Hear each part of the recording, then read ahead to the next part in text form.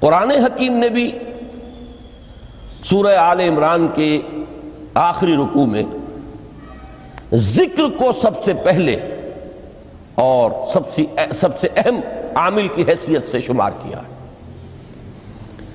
چنانچہ اس کی پہلی آیت جو ہے سورہ آل عمران کے آخری رکوع کی، اس میں تو وہی مضمون جو میں بیان کر چکا وہ آیا ہے، ان فی خلق السماوات والارض واختلاف اللیل والنہار لآیات لأولی الالباب، یقیناً آسمانوں اور زمین کی تخلیق میں اور دن اور رات کے الٹ پھیر میں نشانیاں ہیں ہوش مندوں کے لیے۔ ان کے ذریعے سے انسانی شعور کے اندر وہ معرفت رب اجاگر ہوگی۔ وہ پہلا مرحلہ اب اس نے طے کر لیا، وہ ڈورمنٹ معرفت اب ایکٹیویٹ ہو گئی۔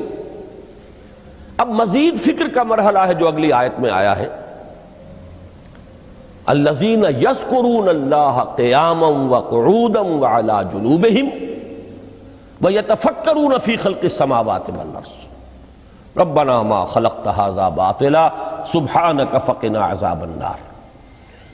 یعنی تفکر جو ہے ویتفکرون فی خلق السماوات والارض، وہ تفکر کرتے ہیں، غور و فکر کرتے ہیں آسمان اور زمین کی تخلیق میں، لیکن اس تفکر کے ساتھ لازماً ذکر، اور ذکر مدام، ذکر بھی وہ کہ جو مستقل ہو، ہر حالت میں ہو۔ الذین یذکرون اللہ قیاما وقعودا وعلی جنوبہم، وہ لوگ کہ جو اللہ کو یاد رکھتے ہیں، اللہ کا ذکر کرتے ہیں، کھڑے ہوئے بھی، بیٹھے ہوئے بھی، اور اپنے پہلوؤں کے بل یعنی لیٹے ہوئے بھی۔ اب ان تین کے سوا تو کوئی پوزیشن انسان کی نہیں ہے، اسی کا نام ہے دوام ذکر۔ اور اس کے ساتھ اگر وہ تفکر کرتے ہیں تو ان کا فکر اگلی منزل تک پہنچتا ہے۔ تو پہلی شے تھی فکر انسانی کی صحیح رخ پر مزید پیش قدمی اور پیش رفت، اور اس کے لیے لازم ہے ذکر و فکر کا امتزاج۔ دوسری چیز کو لیجئے عمل کی درستی۔ اس عمل کی درستی کے لیے اللہ تعالیٰ کے ساتھ ایک گہرے تعلق کی ضرورت ہے، اس لیے کہ صبر کی بحث میں یہ مضامین شاید آپ کے سامنے آ گئے ہو کہ صبر، جہاں مصیبت پر صبر ہوتا ہے، تکلیف پر صبر ہوتا ہے، اللہ کے احکام پر جمنا یہ بھی صبر ہے،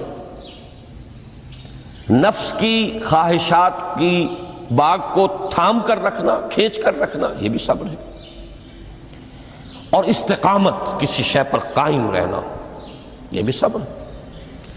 تو عمل صحیح پر استقامت کے لیے وَاصْبِرْ وَمَا صَبْرُكَ إِلَّا بِاللَّهِ، اس صبر کی سب سے اہم جو بنیاد ہے، اس کا جو سب سے بڑا ذریعہ ہے، اس کا جو سب سے بڑا سہارا ہے، وَمَا صَبْرُكَ إِلَّا بِاللَّهِ، اس کے لیے ضرورت ہے ایک گہرے تعلق کی کہ اللہ کے ساتھ ایک ایسا تعلق برقرار رہے جو نہ صرف گہرا ہو بلکہ دائم و قائم ہو، مسلسل۔ ذرا ذہول ہوگا تعلق مع اللہ میں، ذرا کمی آئے گی، شیطان کا وار کاری ہو جائے گا۔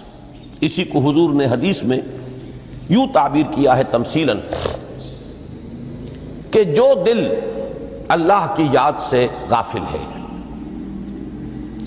اس پر فارسی کا وہ مقولہ بھی ہے کہ خانہ خالی را دیو می گیرت، گھر خالی رہے تو جنات اس پر دیو جو ہے آ کر قبضہ جما لیتے ہیں۔ تو خانہ قلب جو ہے اگر یاد خداوندی سے خالی ہو گیا تو شیطان ابلیس لعین اپنی تھوتنی ٹکا دیتا ہے۔ یہ لفظ آتا ہے سور کے منہ کے لیے تھوتنی، جس طرح اس کا نکلا ہوا سا منہ ہوتا ہے آگے، تو یہ لفظ استعمال کیا گیا کہ وہ اپنی تھوتنی انسان کے دل پر جما کر اور پھوکے مارنی شروع کر دیتا ہے۔ تو شیطان کو موقع ہی تب ملتا ہے جب انسان کے تعلق مع اللہ کے اندر کمی ہو، وہ خانہ بالکل خالی ہو گیا ہو یا اتنا ضعیف ہو گیا ہو کہ کل عدم ہو جائے، گویا کہ نہیں۔ تیسری چیز کی طرف آئیے روحانی ترقی، روحانی ترقی کے لیے میں ایک اصطلاح کے سامنے لا رہا ہوں، اس سے مراد کیا ہے؟ روحانی ترقی کے لیے ہماری دینی اصطلاح ہے تقرب الی اللہ، اللہ سے قریب تر ہوتے چلے جانا۔ اس پر میرا ایک کتابچہ بھی ہے، تقرب الی اللہ کے 2 مدارج، 2 درجے، جو در حقیقت ایک حدیث نبوی علیہ الصلوۃ والسلام ہی پر مبنی ہے کہ حضور نے ایک درجہ قرار دیا ہے تقرب بالفرائض، فرائض کے ذریعے سے انسان اللہ کا قرب حاصل کرے۔ ایک ہے تقرب بالنوافل، نوافل کے ذریعے سے اللہ کا قرب حاصل کرے۔ ان میں کیا نسبت و تناسب ہے، اہمیت کے اعتبار سے کون بڑھ کر ہے، بلندی کے اعتبار سے کون بڑھ کر ہے، یہ تمام مسائل میں نے اپنی اس تقریر میں بیان کیے تھے جو اس کتابچے میں شائع ہوئی ہے۔ اس وقت میں اس کی تفصیل میں نہیں جا رہا، صرف یہ تذکرہ اس لیے کر رہا ہوں کہ جن کو بھی خواہش ہو جائے وہ اس کا مطالعہ کرے۔ ہماری اس وقت کی گفتگو سے وہ کتابچہ اس جگہ پر منسلک ہوگا۔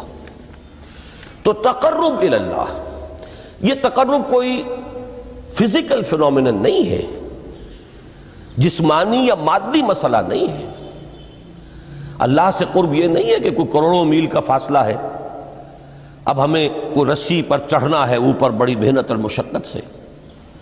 فصل تو ہے ہی نہیں، فاصلہ ہے ہی نہیں، بعد ہے ہی نہیں۔ نحن اقرب الیہ من حبل الورید، ہم تو انسان سے اس کی شہرگ سے بھی زیادہ قریب ہیں۔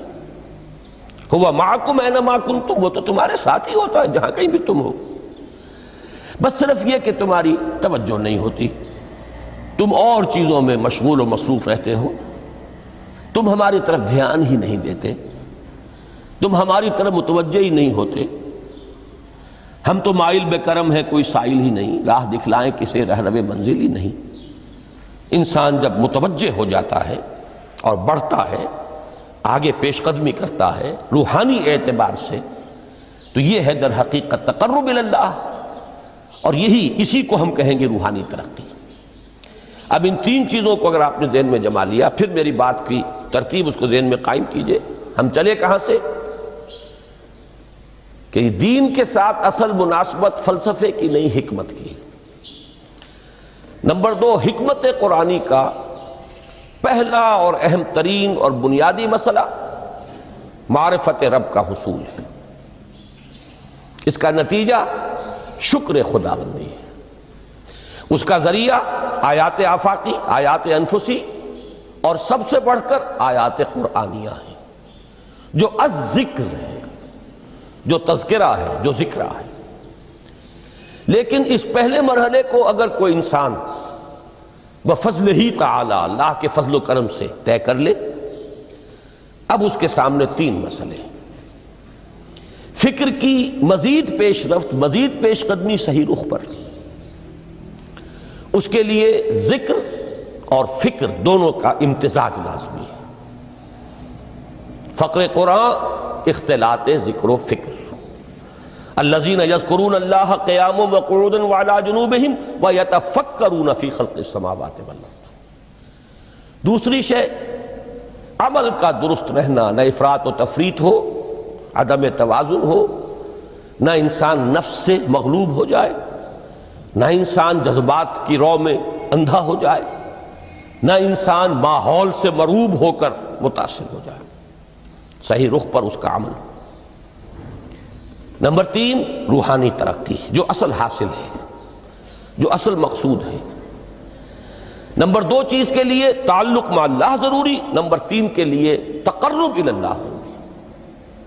اب غور کیجئے، ان تینوں چیزوں کا بڑا گہرا تعلق ہے نماز کے ساتھ۔ ان تینوں کے لیے ستون کی حیثیت نماز کو ہے۔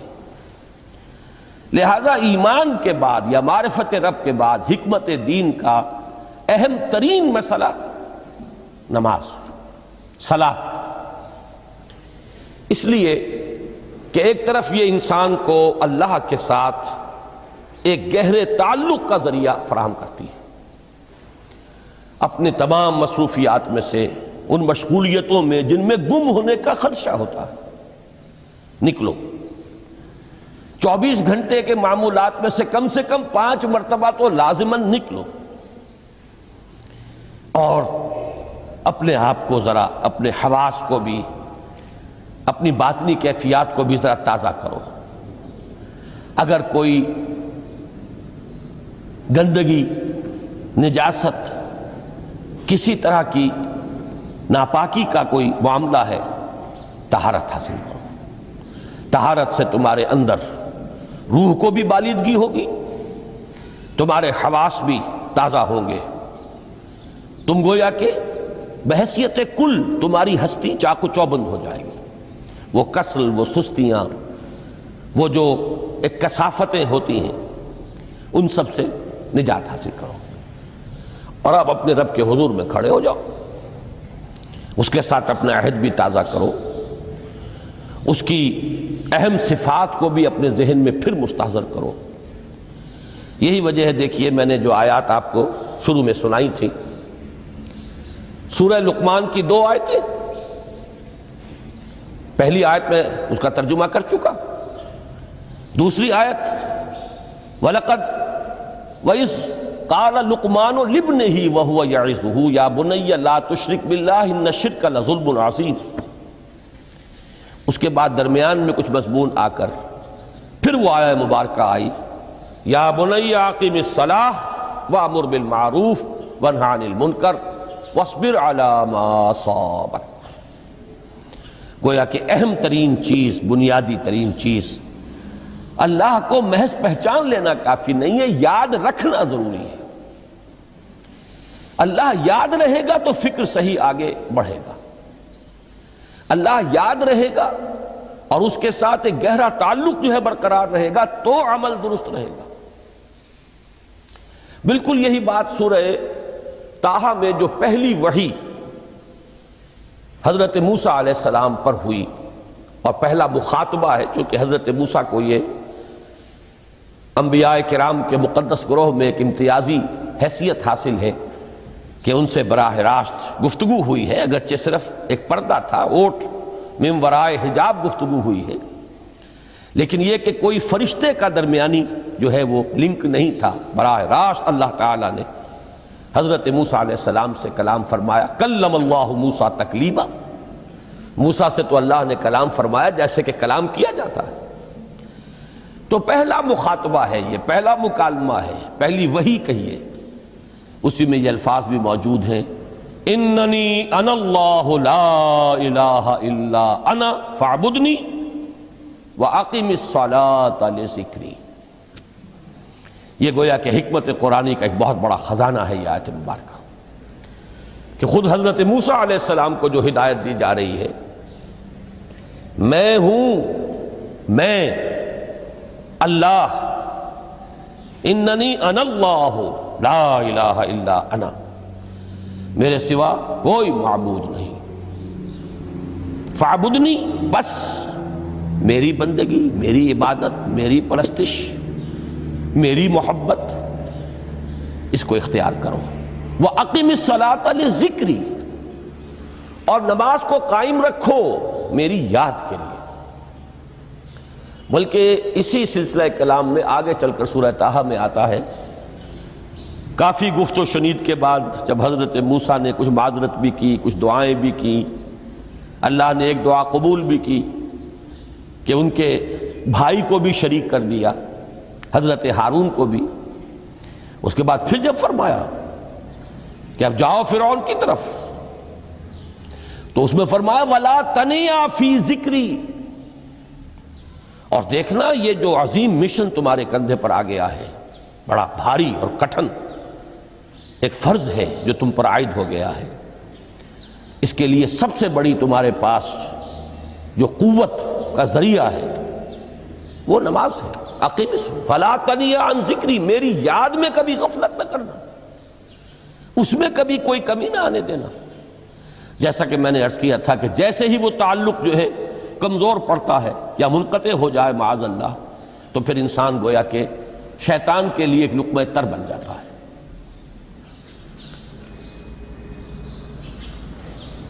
اب آپ غور کیجئے، تیسری شے تقرب الی اللہ، اس کے حوالے سے بھی جو فرائض اور نوافل کی بات ہے اس کو اس وقت ذہن سے نکال کر یہ سمجھیے کہ اس میں نماز کا کیا مقام ہے، اس لیے کہ نماز فرض بھی ہے، نماز نفل بھی ہے، وہ تو ان دونوں میں شریک ہو جائے گی۔ اب اس کو لفظ صلاۃ کے حوالے سے آپ ان دونوں چیزوں کو سمجھیے۔ صاد لام واو یا یہ چونکہ حروف علت ایک دوسرے سے بدلتے رہتے ہیں، یہ جو مادہ ہے اس کی جو خالص لغوی اصل ہے، جو خالص عربی زبان میں اس کا بنیادی مفہوم ہے، وہ آگ جلانا یا آگ تاپنا یا آگ سینکنا، حرارت حاصل کرنا۔ لہذا بار بار آتا ہے جہنم کے ذکر میں، اسلوہا، اب جلو اس میں، تاپو اس کو، یہ سینکے گی تمہیں۔ بلکہ تفتلون کا لفظ آیا ہے حضرت موسیٰ کے کلام میں، جب وہ گئے تھے کوہ طور پر، جب پہنچ گئے تو تھے آگ تک کی تلاش میں، لعلکم تفتلون، تو اپنے اہل خانہ سے یہی کہا تھا کہ مجھے کہیں وہ روشنی نظر آ رہی ہے، غالباً کوئی وہاں سے آگ مل سکے گی، ورنہ یہ کہ کوئی رہنمائی کو رستہ مجھے مل سکے گا، میں وہ آگ لے آؤں گا، کوئی چنگاری وہاں سے لے آؤں، لعلکم تفتلون، تاکہ تم، اب یہ اصطلاح در حقیقت باب افتعال ہے، اور یہ تے یہاں پر توئے کی شکل اختیار کر گئی، تا نے توبن کی صورت اختیار کی صاد کی وجہ سے۔ بہرحال اس کا سب سے بنیادی مفہوم جو ہے وہ ہے تاپنا، سکائی حاصل کرنا، حرارت۔ اس کے حوالے سے سمجھ لیجئے کہ سب سے بنیادی تعلق اس کا جو ہے وہ روح کے ساتھ ہے۔ روح میں محبت خداوندی کی آگ اگر ٹھنڈی پڑ گئی ہو، اگر محبت خداوندی کی حرارت میں کمی ہو رہی ہو، تو اس کو اثر نو، جس کو کہ میں آج سوچ رہا تھا تو ایک لفظ ذہن میں آیا کہ جیسے بیٹری اس کو ریچارج کیا جاتا ہے، اسی طریقے سے روح کے اندر محبت خداوندی کی اس حرارت کو اثر نو تازہ کرنا، یہ ہے در حقیقت نماز کا اصل مقصد۔ اس لیے کہ اس لفظ کا بنیادی مفہوم، اصل لغوی مفہوم تو یہ، اگرچہ اس کا سب سے زیادہ کثرت سے جو استعمال ہوتا ہے، اور لفظ صلاۃ جس سے در حقیقت جس تصور پر مبنی ہے وہ ہے اقدام، کسی کی طرف متوجہ ہونا اور پھر دعا۔ صلاۃ کا سب سے قریبی مفہوم لفظی جب بیان کیا جائے گا، اس سے مراد، اس کے معنی، تو دعا اس میں اہم ترین ہے۔ کسی کی طرف توجہ کرنا، مناجات کرنا، گفتگو کرنا، مخاطبہ، مکالمہ، دعا، یہ در حقیقت صلاۃ کا سب سے بڑا اصطلاحی مفہوم ہے۔ لیکن جو اس کا مادہ ہے، صاد لام واو یا صاد لام یا، اس کا اصل مفہوم جو ہے وہ تاپنا، حرارت حاصل کرنا۔ تو ان دونوں کے حوالے سے عرض کر رہا ہوں، وہ تاپنا اور حرارت حاصل کرنا وہ ہے روح کے اعتبار سے۔ وہ جو کہا اقبال نے کہ بجھی عشق کی آگ اندھیر ہے، مسلمان نہیں راہ کا ڈھیر۔ یہ عشق کی آگ جب بجھ جاتی ہے، در حقیقت یہی تو انسان کی روحانی موت ہے۔ جب یہ نہ رہے تو چاہے منطق میں بہت انسان ماہر ہو، مجھے اقبال کا ایک شعر یاد آیا ہے تقابل کرتے ہوئے، ایک انسان محکوم اور ایک انسان حر، آزاد انسان، ان کی نفسیات میں جو بنیادی فرق علامہ اقبال نے مختلف مواقع پر بیان کیے ہیں۔ محکوم ہے بیگانہ اخلاص و مروت، ہر چند کے منطق کی دلیلوں میں ہے چالاک۔ تو منطق کی دلیلوں میں انسان چالاک ہو جائے اور وہ لغت ہائے حجازی کا وہ ایک خزانہ بن جائے، اسے تمام الفاظ کے معنی یاد ہوں، وہ بڑے مسائل فقہ کے اسے ازبر ہوں، جزیات، بے انتہا جزیات جو ہیں وہ مستحضر ہوں، فلسفے کے بڑے بڑے مسئلے اس نے حل کر لیے ہوں، لیکن اگر روح میں وہ اللہ کی محبت کی آگ نہیں ہے، وہ تپش نہیں، بجھی عشق کی آگ اندھیر ہے، مسلمان نہیں راہ کا ڈھیر۔ اسی کے حوالے سے آج مجھے یاد آیا تھا کہ وہ جو بڑی سادہ سی ایک نظم ہے، اللہ تعالیٰ سے دعا، یا رب دل مسلم کو وہ زندہ تمنا دے، اس میں بھی جو الفاظ آئے ہیں جو روح کو گرما دے اور قلب کو تڑپا دے، یہ ہے اصل جو مقصود ہے نماز کا۔ اور یہی وہ چیز ہے جیسا کہ میں نے عرض کیا تھا کہ نگاہوں سے اوجھل، یہ پہلو سامنے ہے ہی نہیں، دوسرا پہلو سامنے ہے اور وہ بھی میرے نزدیک بہت اہم ہے، بہت بنیادی ہے، اس میں کوئی شک نہیں، لیکن یہ ہے بلند ترین منزل کہ تقرب الی اللہ، اس کے لیے در حقیقت یہ کس لیے درکار ہے؟ روح کے اندر عشق کی حرارت اور گرمی تازہ ہو جائے۔ بسا اوقات یہ اندر دب جاتی ہے، جیسے انگارہ ہوتا ہے آگ کا، اس کے اوپر خاک اور راکھ آ جاتی ہے، اندر کچھ ہوتی ہے، آگ دبی ہوئی سمجھ، آگ بجھی ہوئی نہ جان، اس دبی ہوئی آگ کو پھر ایک شعلہ بنانا، پھر اس کے اندر ایک حیات تازہ پیدا کرنا، یہ ہے نماز کا اہم ترین اور بلند ترین مقصد۔ لیکن اس کے ساتھ ہی اس نماز میں ذکر ہونا، اس کا یہ ذکر ہے، اور ذکر کی جب میں فہرست بیان کیا کرتا ہوں بہت سے حضرات کے سامنے ہوگا کہ ذکر کا در حقیقت مفہوم ہے استحضار اللہ فی القلب۔ ہمارے ہاں غلطی سے جو ذرائع ذکر ہیں انہیں ذکر قرار دے دیا گیا ہے۔ نماز ذکر نہیں ہے، نماز ذکر کا ذریعہ ہے۔ اقیم الصلاۃ لذکری، نماز قائم کرو میرے ذکر کے لیے۔ یہ اللہ اللہ کہنا یا ادعیہ معصورہ جو حضور صلی اللہ علیہ وسلم کی مسنون دعائیں ہیں، انہیں اپنے تمام معمولات دنیاوی کے ساتھ ساتھ ان دعاؤں کو بھی انسان پڑھتا رہے، اللہ سے دعا کرتا رہے، یہ تمام ذرائع ذکر ہیں۔ سبحان اللہ الحمدللہ الحمدللہ، اس کا آپ ورد کیجئے، یہ بھی ذریعہ ذکر ہے۔ حقیقت میں ذکر ہے استحضار اللہ فی القلب، اللہ کو دل میں لے آنا، اللہ کو دل میں حاضر کر لینا، اصل میں تو ترجمہ ہوگا، لیکن حاضر جاننا، یہ کیفیت جو ہے انسان کو حاصل ہو جائے۔ اب اس کے حوالے سے ذرا بات سمجھیے کہ ایک تو میں عرض کر چکا ہوں مجسم ذکر تو قرآن ہے، لہذا ذکر کی فہرست جب آپ کریں گے ذرائع ذکر تو ان میں سب سے پہلے قرآن آئے گا، اس لیے کہ وہ ہماری حکمت کے پہلے مسئلے کو حل کر رہا ہے، بنیادی مسئلہ، اہم ترین مسئلہ۔ دوسرے نمبر پر ذکر جو ہے، اب اس کے لیے کچھ اصطلاحات جو میرے مختلف دروس میں شاید آپ کے سامنے بعد میں آئیں یا پہلی آ چکی ہوں، ان کے حوالے سے میری بات سمجھیے۔ ایک ذکر غیابی ہے، تھرڈ پرسن میں، صیغہ غائب میں اللہ کی یاد کرنا، اللہ اکبر اللہ اکبر اللہ اکبر۔ ابھی اللہ اکبر جو ہے یہ جملہ اسمیہ خبریہ ہے، ایک حقیقت کی تکرار آپ کر رہے ہیں، اللہ سب سے بڑا ہے، اللہ سب سے بڑا ہے، سبحان اللہ سبحان اللہ سبحان اللہ۔ یہ در حقیقت ذکر غیابی ہے کہ آپ اس میں مخاطب نہیں ہیں اللہ سے،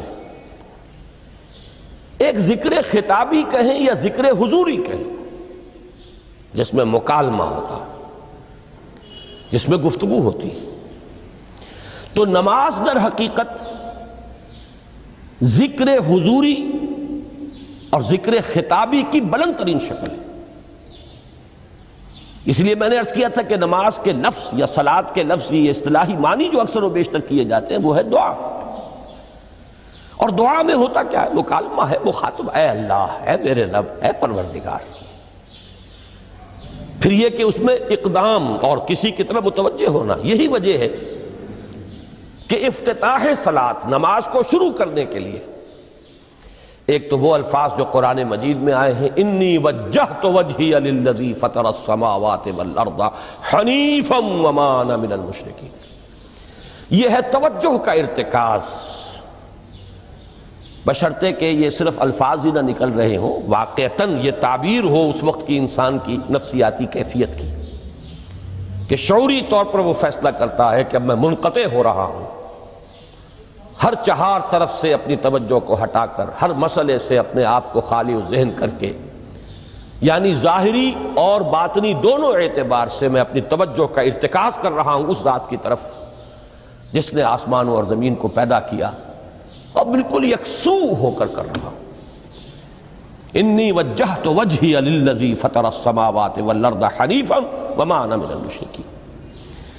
اور دوسری وہ جو دعا جس سے ہم افتتاح کرتے ہیں اپنی نماز کا، دیکھیں اس میں خطاب کا کس قدر اہتمام، وہاں سبحان اللہ نہیں ہے، سبحانک اللہم، پاک ہے تو اے رب ہمارے، وبحمدک وتبارک اسمک وتعالی جدک۔ اب آپ غور کر رہے ہیں، یہ ہے تخاطب، براہ راست مخاطب ہونا ہو رہی ہے۔ تو سب سے پہلی بات تو یہ ہوئی کہ ذکر کی ایک شکل ہے ذکر غیابی، دوسری ذکر حضوری، اور ذکر حضوری یا ذکر خطابی کی بلند ترین منزل، بلند ترین اس کا ذریعہ نماز۔ اس کو ایک پہلو سے اور سمجھ لیجئے، سورہ فاتحہ جب پھر ہم پڑھتے ہیں جسے الصلاۃ کہا گیا ہے، جو لب لباب ہے، خلاصہ ہے، اس میں پھر تدریجاً غیاب سے حضور کی طرف پیش قدمی ہوتی ہے۔ الحمدللہ رب العالمین الرحمن الرحیم مالک یوم الدین، یہ ذکر غیابی ہے، اس میں ابھی خطاب نہیں آیا، یہ وہی جملہ اسمیہ ہے۔ کل تعریف اس اللہ کے لیے ہے جو تمام جہانوں کا پروردگار ہے، مالک ہے، جو رحمان ہے، رحیم ہے، جزا و سزا کے دن کا مختار و مالک ہے۔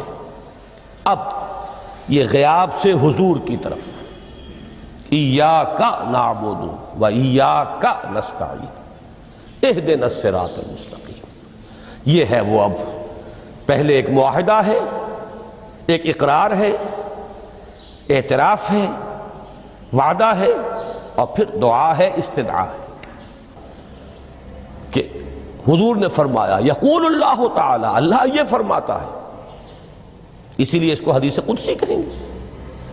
قسمت الصلاۃ بینی و بین عبدی نصفین، میں نے نماز کو اپنے اور اپنے بندے کے مابین آدھا آدھا تقسیم کر دیا ہے۔ اب یہاں تک تو جملہ ہے اللہ کا، یہ ہے حدیث قدسی۔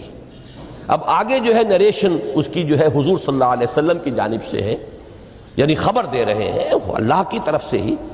ویسے تو تمام احادیث ہی گویا کہ ہم سمجھتے ہیں انسپائرڈ تو اللہ کی طرف سے ہی ہے، لیکن یہ کہ جہاں صراحت ہو کہ اللہ کہتا ہے وہ حدیث قدسی ہے۔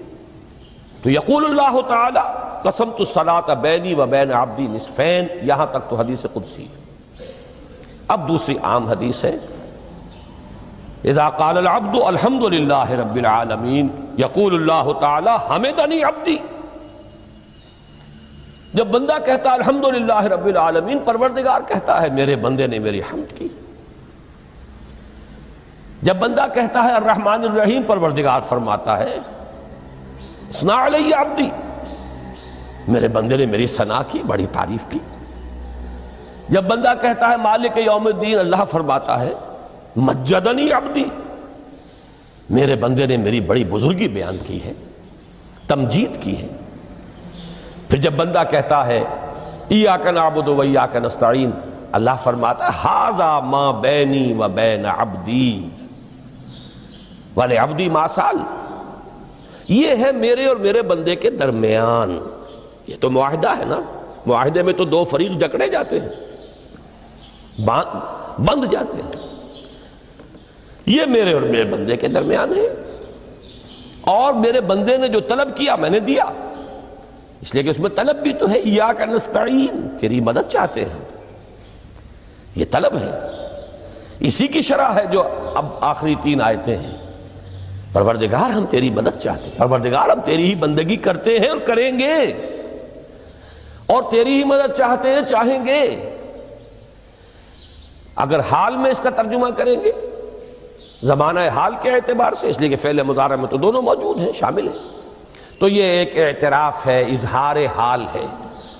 اللہ کرے کہ وہ واقعتاً صحیح اظہار حال ہو، ہم واقعی اللہ کی بندگی کرتے ہوئے یہ کہیں کہ ایاک نعبد، ورنہ اگر ہماری اصل صورتحال سے وہ مطابقت نہ رکھتا ہو تو پھر تو ایک طرح کا جھوٹ ہو جائے گا، غلط بیانی ہو جائے گی۔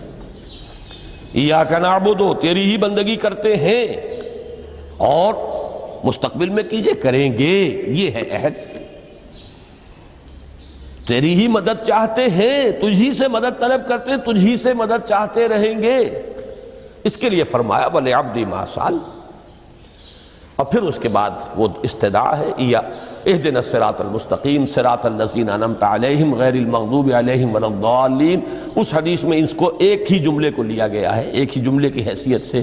جب بندہ یہ کہتا ہے تو اللہ فرماتا ہے ھذا لعبدی ولعبدی ما سأل، یہ خالص میرے بندے کے لیے ہے، اس بندے نے ایک درخواست پیش کی ہے اور میں نے گرانٹ کی، وہ اپلیکیشن، وہ ریکویسٹ گرانٹڈ ہم نے دے دی، ولعبدی ما سأل۔ یہ ہے اس کی تاثیر کا عالم، بشرطے کے معاملہ وہ شعور کے ساتھ، بشرطے کے مطابقت ہو ظاہر اور باطن کی، بشرطے کے مطابقت ہو قول اور فعل کی، تو اس کا اتنا اونچا مقام ہے کہ ایک ایک جملہ ادھر ادا ہوا، ادھر اللہ کی طرف سے ریسپانس مل رہی ہے۔ افلاک سے آتا ہے نالوں کا جواب آخر، اٹھتے ہیں حجاب آخر، کرتے ہیں خطاب آخر۔ حال دل کس کو سنا